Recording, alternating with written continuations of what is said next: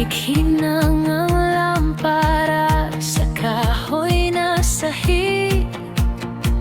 Ang kumot mo ay nakatabing sa balat ko.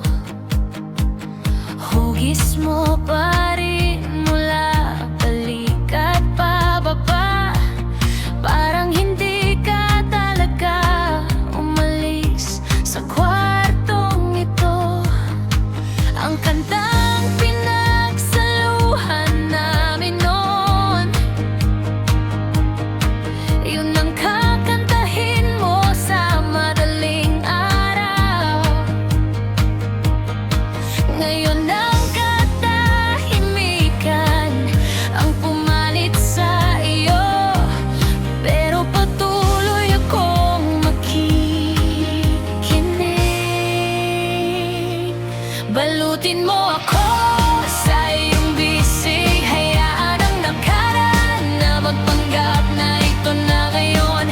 Humiga ka sa unang nagawa ko, sa sinulit na tahi. Maramdaman kong pag-iyakap mo sa akin kahit papaano, para lang ngayong gabi, hanggang sa liwanag lang.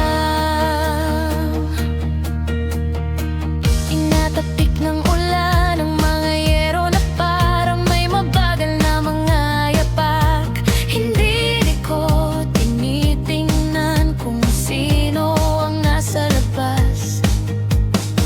Yung tanging katok lang ang aking pinakikinggan. Hindi dumarating, ngunit nararamdaman pa ring malapit. Naglagay pa rin ako ng dalawang unan. Isigaw kung nasaan ang iyong mga kamay. Ang orasan ay nakakalimutang umusad. Balutin mo ako sa iyong bisig, hayaan ang nakaraan na magpanggap na ito na ngayon. Humiga ka sa unang nagawa ko, sa sinulit na tahi. Maramdaman ko ang pag-iyakap mo sa akin kahit papaano, para lang ngayong gabi, hanggang sa liwanag lang. Kaninang umaga muntik ko nang itabi, itinupito ng maayos sa tabi ng pinto. Pagkatapos ay nahuli ang iyong amoy sa hangin, at lumakad kagad pabalik.